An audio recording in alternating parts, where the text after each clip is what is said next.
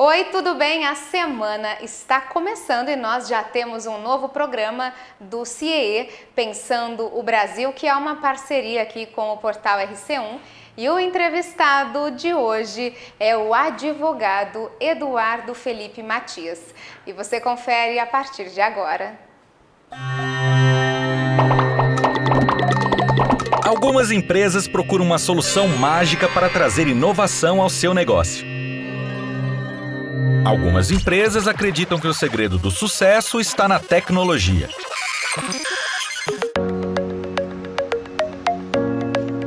Mas as empresas mais competitivas e modernas sabem que o melhor investimento são os jovens talentos.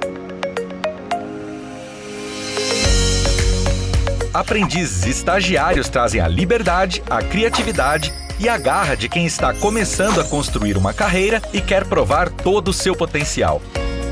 O CIEE possui toda a experiência para auxiliar qualquer empresa a criar um programa de estágio e aprendizagem. Qualquer empresa mesmo. Entre em contato agora com o CIEE e dê um upgrade no seu negócio. CIEE, transformando vidas, construindo futuro.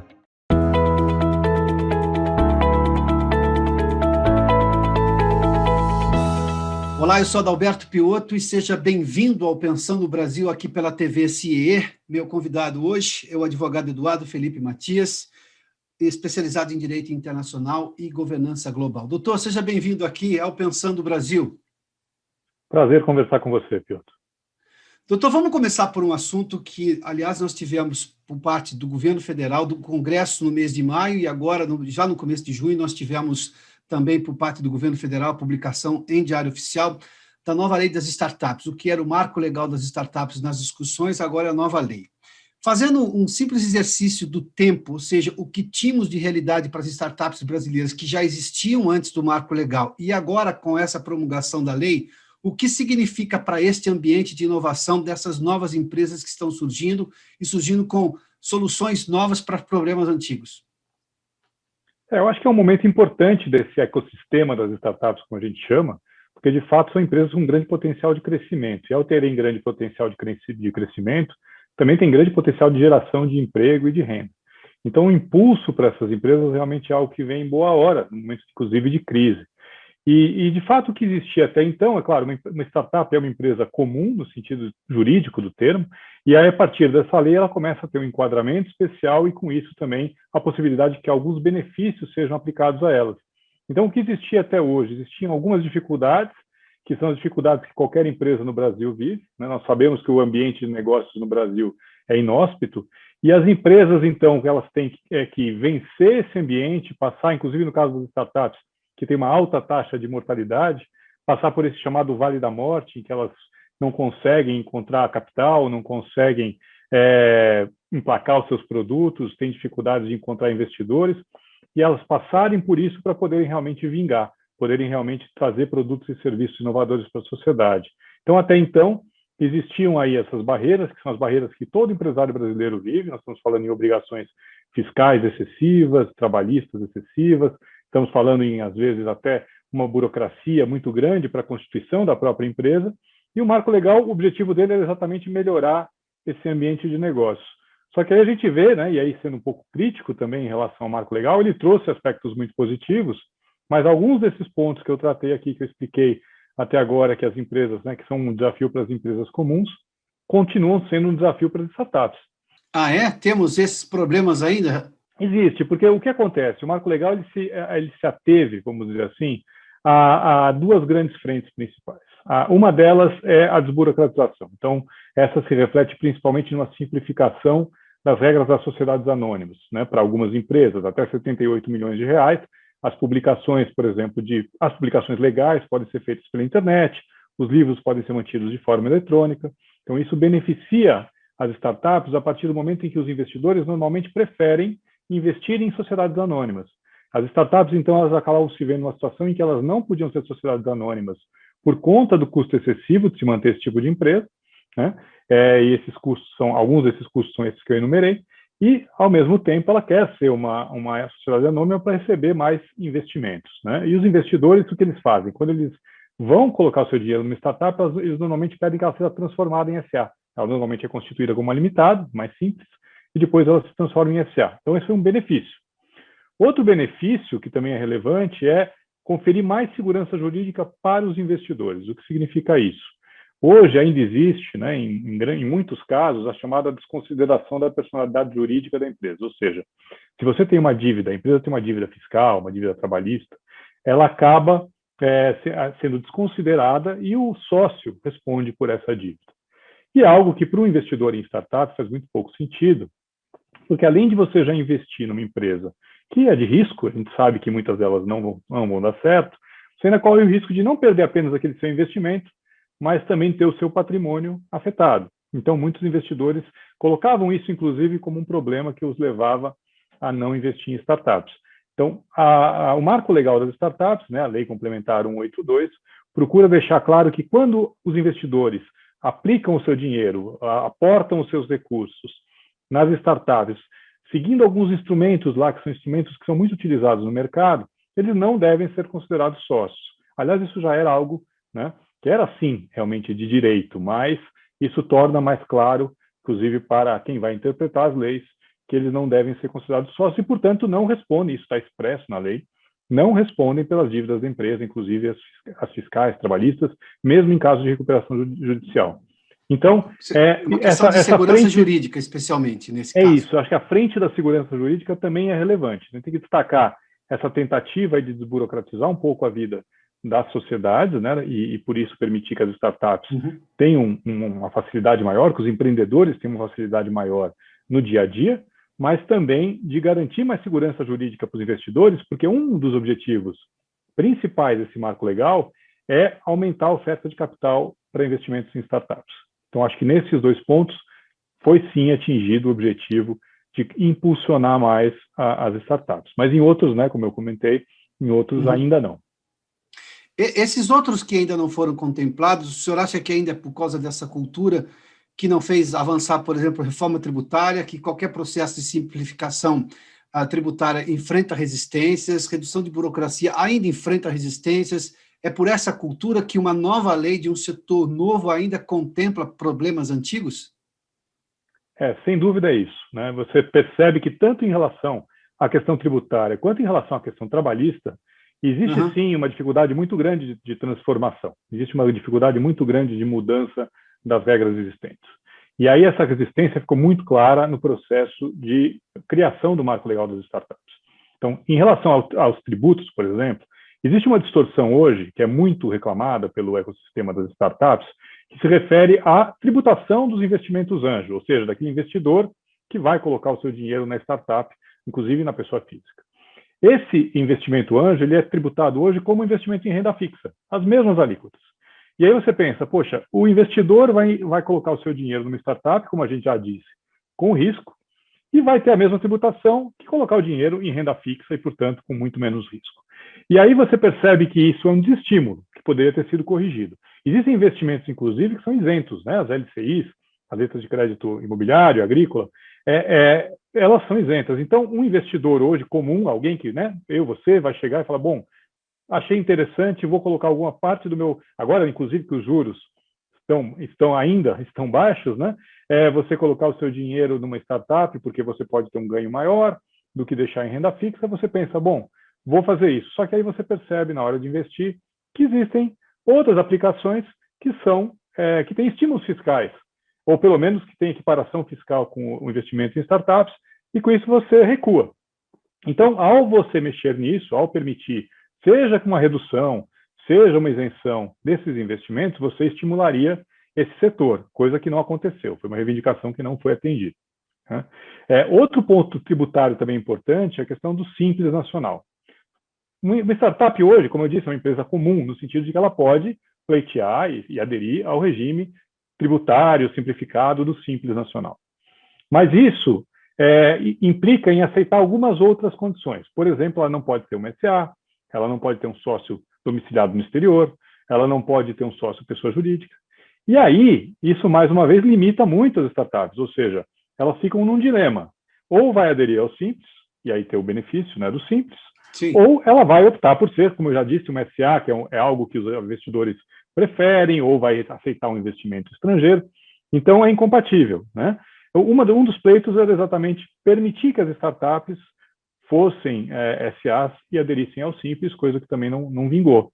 Então, existe aí uma dificuldade muito grande, Piotr, em entender os impactos fiscais de cada medida dessas, porque existem estudos que demonstram que você conferir isenções tributárias a esse tipo de investimento, que vai ser tributado mais para frente, porque não vamos esquecer que esse mesmo investidor, quando ele tiver um ganho de capital numa startup que deu muito certo, que se transformou em um unicórnio, né, como a gente chama aquelas startups que valem mais de $1 bilhão, a tributação que vai haver lá, ela compensa muito aquela tributação que deixou de haver no momento, né, lá atrás, em que ele colocou o seu dinheiro naquela startup. Então, é uma falta, talvez, de discussão, de compreensão melhor do que do que efeitos essa tributação de fato tem. E isso se deve, eu vou usar uma expressão que o senhor conhece muito bem, e que no mundo crítico ao mundo tributário, a situação tributária brasileira, fala-se sobre a sanha arrecadatória do ente público, ou seja, dos governos. Eles só olham o agora, não veem o depois, como se aquilo não tivesse chance nenhuma de prosperar e ficar maior, e claro, uma empresa maior vai sempre arrecadar muito mais impostos, assim como gerar maiores riquezas. É esse conceito de sanha arrecadatória que ainda atrapalha o Estado brasileiro para quando vai discutir qualquer inovação em qualquer aspecto, seja numa nova lei para um novo tipo de empresa que são as startups, ou fazer uma reforma tributária de maneira a simplificar e tornar o país mais competitivo? Eu acho que é isso e um pouco mais, né? Porque é a questão, no fim, do projeto de país. Acho que a gente sempre tem essa falha na nossa forma de pensar a política pública, que é a ausência de um projeto de país. Então, se as startups, como eu disse no início, são empresas que têm um potencial de crescimento, de inovação, de trazer soluções, inclusive, inovadoras para o poder público. Vamos estimulá-las? Vamos. Isso acarreta, talvez, abrir mão de arrecadação nesse momento, para depois arrecadar mais lá na frente, ou mesmo arrecadar imediatamente, porque aumentando a base de empresas que são constituídas sob esse regime, você quase que no ano seguinte consegue recuperar essa arrecadação. Então, me parece que é isso. A gente não tem uma política pública bem definida de apostar em alguns setores. E, de fato, aí eu tive a oportunidade de conduzir um estudo chamado Sharing Good Practices on Innovation, né, compartilhando boas práticas de inovação. E, basicamente, o que foi feito nesse estudo, eu fui coautor ao lado de um especialista europeu, foi verificar na Europa, em alguns países europeus, que têm legislações voltadas às startups, quais são essas legislações, quais são as medidas que foram adotadas e como elas podem ser aproveitadas no Brasil. E, no fim, a conclusão é bem essa. Medidas de caráter tributário que foram adotadas tiveram uma repercussão muito boa, muito imediata na arrecadação. E mais do que isso, na própria existência das empresas. Na Itália, por exemplo, a lei é de 2012.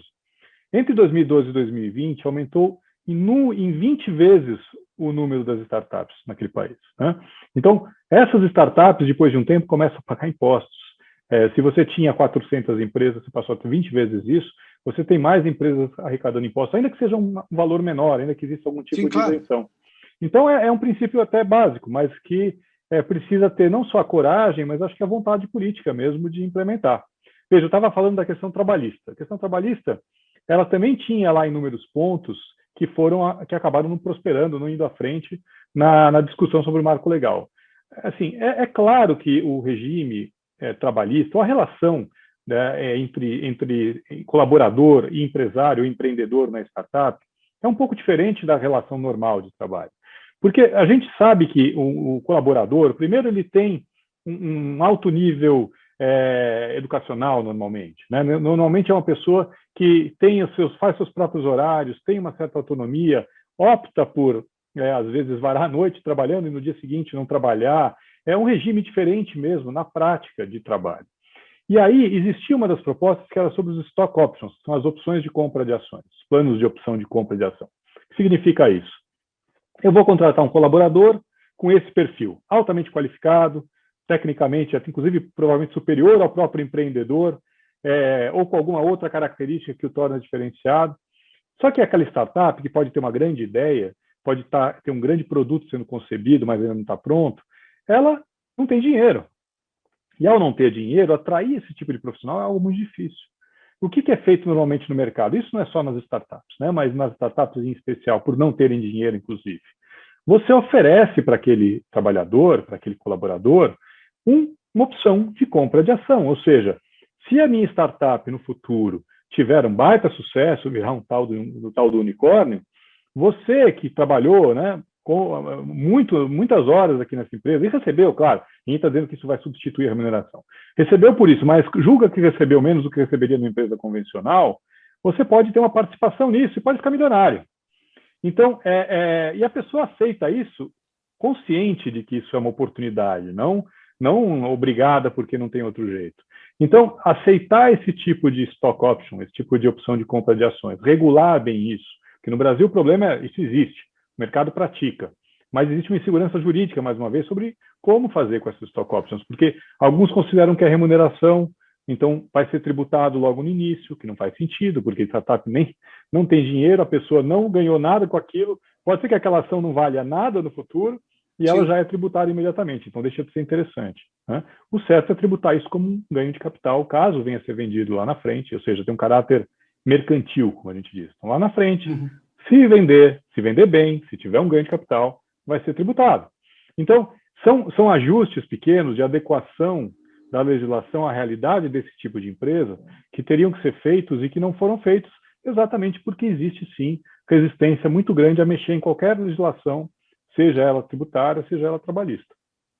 Essa resistência por um caráter legal, porque precisaria de reformas, ou seja, o que é um processo muito mais lento dentro do Congresso Nacional, ou é uma resistência do ponto de vista conceitual? Ou seja, eu lhe faço essa pergunta, doutor, porque lá atrás, quando a gente começou a discutir de novo, de uma forma mais intensa, a questão tributária, eu tive a ideia de trazer 2 técnicos da Receita Federal para discutir impostos. E eu vi divergências na interpretação de impostos que eles tinham da legislação que eles mesmos aplicavam, que era a legislação brasileira. 2 funcionários do mesmo órgão público, a mesma lei, com interpretações diferentes.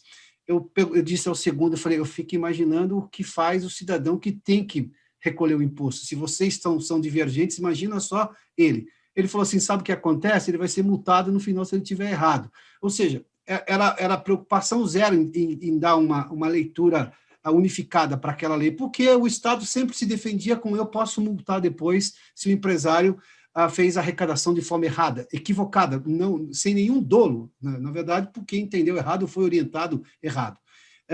Eu pergunto se é conceitual, se é uma questão legal do ponto de vista de como isso tem que se tramitar no Congresso, porque eu tenho resistências quando, por exemplo, eu vejo o Congresso procurando, vamos ouvir o especialista X, normalmente do governo, do órgão do governo que trabalha com aquilo, e ele vem de uma cultura que é muito antiquada para qualquer coisa que se fale de inovação.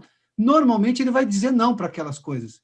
E aí eu vejo o parlamentar, que não é um especialista em tudo, sendo mal orientado por esse aspecto. É conceitual ou é legal esse nó de se inovar em legislação no Brasil? Eu acho que ele é legal em certo ponto, porque existem sim algumas determinações legais que têm que ser obedecidas, né?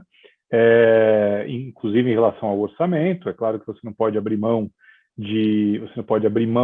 sem mostrar que vai haver uma arrecadação, abrir mão de arrecadação sem mostrar que vai haver uma compensação de alguma forma. Então existem sim formas, existem problemas a serem vencidos, mas eu acho que a vontade política permitiria, ao entender que essa arrecadação também pode aumentar de outras formas, permitiria vencer isso. Em muitos desses casos que eu mencionei, ao contrário, e o raciocínio justifica a mudança legislativa, porque trará melhores resultados. Agora, você colocou um ponto que é importante.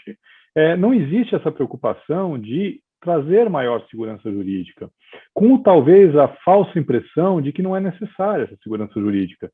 E a gente vê que a segurança jurídica é o que vai trazer mais investidores para esse ecossistema, para esse setor, é que vai trazer investidores estrangeiros para o Brasil. Então, de fato, devia ser uma preocupação muito grande nossa e que nós não temos. A gente, inclusive, nesses rankings que são feitos anualmente pelo Banco Mundial, Doing Business, né, fazendo negócios, que você avalia diversos setores, diversos aspectos da economia, o Brasil, nessa questão fiscal, ele fica lá atrás, ele é o último colocado, principalmente em relação às excessivas obrigações fiscais.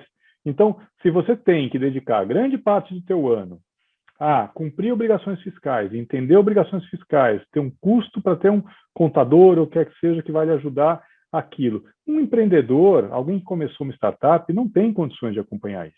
Ele acaba fazendo o que você acabou de dizer, ele erra. Ele erra e acaba pagando o preço disso mais tarde, né? Então, me parece sim que é algo que a gente tem que contornar. Como eu disse, tem aspectos positivos? Tem. Existe, por exemplo, uma tentativa de adequar a realidade da legislação à realidade das startups por meio do que a gente chama de sandbox regulatório, que é um ambiente especial em que você vai testar tecnologias ou modelos de negócio inovadores antes de levá-los para o mercado de uma forma mais ampla. Existe isso, é estimulado pelo marco legal. Existe um ponto importante do marco legal, que é a questão das licitações públicas. Aliás, é um dos objetivos principais dessa lei complementar do marco legal.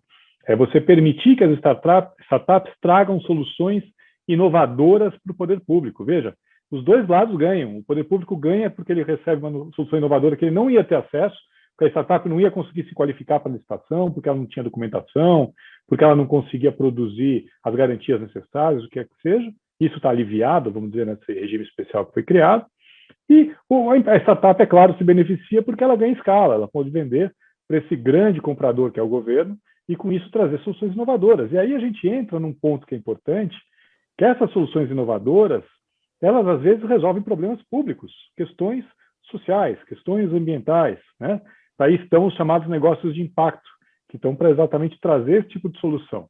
Então, o governo já abre mão, né, ou abria mão desse tipo de solução, e agora começa a existir uma brecha para que essas empresas entrem nesse circuito das licitações públicas e passem também a contribuir com isso. Doutor, falando em empresas, até porque as startups estão chegando e elas chegam sempre com a lógica da inovação, a inovação de como elas existem, de como elas são concebidas e o produto que elas vendem, ou o serviço, ou o produto que elas vendem. As empresas hoje, se eu comparar o que é uma empresa hoje, do ponto de vista de marca e de comportamento dentro da sociedade, com o que era uma empresa 20, 30 anos atrás, lá atrás bastava dar lucro, o negócio tinha que ser lucrativo, ela tinha sucesso comercial, ela gerava lucros para o seu investidor, para o seu sócio, e pronto, o negócio já era bem sucedido a partir daí. Nós tivemos, no final dos anos 90, começo dos anos 2000, deste século, nós tivemos já o conceito de responsabilidade social, que já mudou completamente, mas ainda assim era uma decisão da empresa fazer parte, aquilo agregava valor a ela. Hoje, uma empresa, se não estiver conectada à sociedade, ela paga um preço muito alto. Isso tem que mudar a cabeça do gestor, porque a cabeça do cliente mudou, e mais que isso, a forma do cliente, do consumidor, cobrar uma empresa é que está extremamente mais acessível. Bom, as redes sociais que o digam. Como é que as startups estão inseridas, ou mesmo as empresas hoje, nesse novo conceito? Nós temos esse conceito ESG, que por si só explica muita coisa.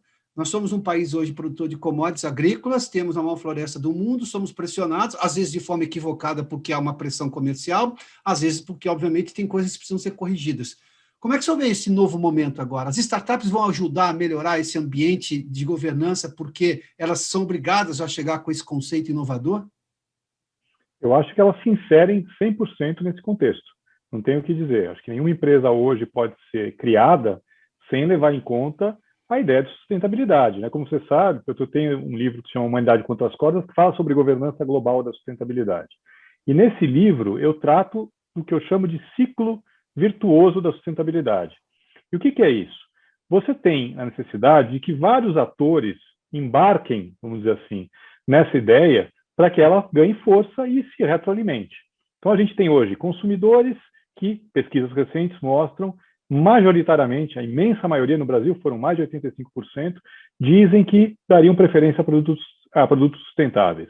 Você tem fundos de investimento que dizem hoje que não vão investir em empresas que não sejam sustentáveis, tá? O BlackRock, por exemplo, e outros tantos que criaram, inclusive, produtos que têm essa pegada ESG, né? do ambiental, social e de governança, na sigla em inglês, que tem que existir para que esses fundos coloquem o seu dinheiro nessas empresas. Tem empresas que criam, né, programas, projetos de sustentabilidade, se preocupam em mudar, inclusive, muitas vezes, o núcleo dos seus negócios para poder ter essa característica também. Você pode ter agora um movimento que acho que ainda é, infelizmente, pouco notado, eleitores que procuram nos seus candidatos políticos que defendem essas bandeiras. Na Europa isso já é notado. Inclusive na Europa, políticos tradicionais encamparam essa bandeira para poder agradar esses eleitores. Isso já gera esse ciclo, né? Um ciclo que é virtuoso no sentido de impulsionar a sustentabilidade. E hoje o que a gente assiste no mundo é exatamente isso, é uma realidade contra a qual você não pode lutar.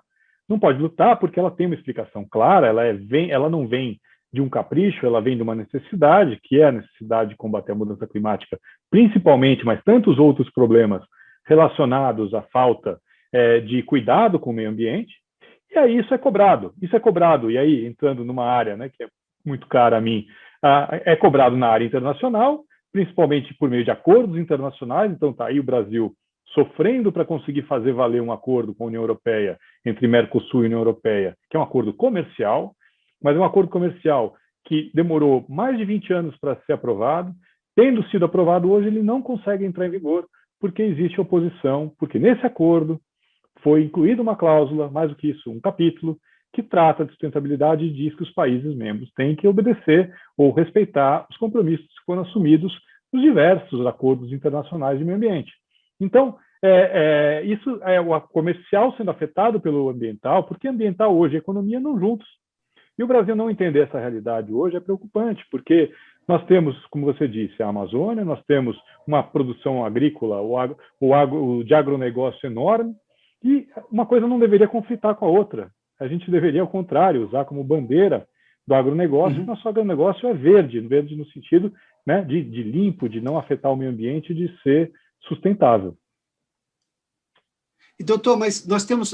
Eu vou pegar esse assunto porque é extremamente importante. As empresas brasileiras, eu ouvi vários empresários aqui nesse programa, inclusive, que disseram claramente o negócio, o importante do agronegócio brasileiro não tem problemas ambientais mais, porque essas empresas elas já sofrem pressão dos seus consumidores, elas já se adequaram porque é interesse comercial, inclusive, delas estarem adequadas a essa nova legislação ou a nova lógica de entender do consumidor. É uma pequena parte, que não é, em boa parte, nem é legalizada, que afeta a Amazônia, mas o país sofre uma campanha negativa contra e generaliza-se dessa maneira toda. O próprio fundo BlackRock ouviu de vários empresários brasileiros, e ele mudou de opinião em relação a várias empresas, porque percebeu que estava indo numa onda que não se sustentava na verdade. Tinha um fundo de verdade, sim, mas era de uma minoria, não era da maioria, embora o país estivesse pagando de uma maneira completa. O senhor é advogado, e, claro, imagem é uma coisa, decisão judicial lá na frente é outra. E elas podem destoar, mas a imagem é automática. A decisão judicial pode levar anos e pode até lhe ser favorável, mas se a sua imagem já foi arranhada, você já tem um problema de relações públicas e, obviamente, de imagem para poder vender, por aí vai. Como é que se lida com essa realidade hoje em que tudo é imagem, tudo é o que você está fazendo hoje, embora você tenha outras opiniões, outras coisas para mostrar que se contraponham àquela imagem ruim criada sobre a sua empresa, o seu país? Olha, eu acho que é fácil. A gente tem um problema bom na mesa hoje, né? O Brasil é um país que, de fato, tem uma área enorme para a agricultura. O Brasil que tem hoje um setor do agronegócio moderno e que não pode pagar porque não existe vontade política de tornar o país, principalmente no aspecto da questão da proteção da Amazônia, um vilão internacional, que é o que está acontecendo. Então, hoje, todos nós ganharíamos, se houvesse uma preocupação em reverter essa imagem. Eu acho que você pegou no ponto exatamente. E por que não fazê-lo? Porque nós não acreditamos que seja importante. Eu acho que politicamente existe sim aí um problema a ser resolvido. Porque, de fato, hoje, o uso que está se fazendo da Amazônia, ou o mau uso, ou o descaso que existe com a Amazônia, é prejudicial a nós. Aquilo poderia ser explorado de uma forma muito mais inteligente, trazendo riquezas muito maiores para o país e para uma parcela muito maior da população. E hoje, como você disse, são poucos que se beneficiam de um modelo que é um modelo antigo, é um modelo superado, é um modelo, né, que é, inclusive, criminoso, muitas vezes. Então, de fato, eu sinto que, mais uma vez, a gente volta à questão de projeto de país. O Brasil podia se beneficiar muito de ser um país, e aí a gente pega as duas pontas da nossa conversa, né? Um país inovador e um país sustentável. É imagem, sim. É imagem, mas é uma imagem que importa, e que tem que ter um fundo de realidade, porque senão ninguém compra essa imagem. E aí o que significa isso? A gente tem na Amazônia, possivelmente, a maior chance de unir essas duas pontas, onde você tem uma biodiversidade enorme, condição de desenvolver biotecnologia, investimentos que nem são tão altos comparando ao tipo de investimento que o Brasil precisa em tantas outras áreas, e a condição de reverter essa impressão que existe, que em parte ela é justificada por números, principalmente em relação ao desmatamento e aumento de queimadas, por números que são reais, né? Então, me parece que o empresariado brasileiro, isso já está acontecendo, é claro, tem que se unir para reverter essa situação, inclusive no sentido de mostrar, olha, nós agimos diferente e nós estamos contribuindo para que isso seja a regra, né? E não a exceção, e que seja algo que a ampla maioria do agronegócio brasileiro em campo. E estamos falando em agronegócio porque é a nossa grande potência de crescimento, e até hoje, né? Acho que mais do que nunca a gente tem essa ambição justificada de ser esse celeiro mundial. Mas não é só o agronegócio. Estamos falando e aí quando a gente fala de sustentabilidade, a gente vai além do ambiental, né? A gente está falando do lado do S, lá do SG, do ISD, que é o social, é também tomar cuidado com o tipo de contratação que é feita, trabalho infantil e tantas outras preocupações que hoje o mundo tem, que podem derrubar uma marca, e aí voltando, né, ao ponto da imagem, podem derrubar uma marca internacionalmente, podem levar um boicote de grandes compradores, de grandes supermercados, de grandes redes. Então, a sustentabilidade, ela é um imperativo hoje. Ela não pode ser vista mais como uma moda. Ela é uma tendência irrefreável. E aí existe um funil, que eu adoto muito essa imagem no meu livro, né, o funil da sustentabilidade. Algumas empresas vão passar por ele, outras vão bater nas paredes desse funil e vão desaparecer. E aí essas que passaram, elas saíram na frente. Então o Brasil tem que ser o que a gente chama de first mover. A gente já não é nem mais first mover, porque o movimento já existe e está acelerado. Mas a gente tem, no mínimo, que entrar rápido nesse barco e assumir liderança com todo o potencial que a gente tem para desenvolver esse assunto aqui no Brasil. Eduardo Felipe Matias, advogado especializado em Direito Internacional e Governança Global. Doutor, muito obrigado pela gentileza da entrevista aqui ao Pensando o Brasil, viu? Foi um prazer conversar com você, fico à disposição. E eu acho que a gente vai voltar a falar sobre esse projeto de país. Aliás, esse assunto está cada vez mais à tona, é extremamente importante, né? Sem dúvida. Doutor, muito obrigado, né? Mais uma vez. Seguramente. Muito obrigado. Abraço. Até mais, hein? Tchau, tchau. Tchau.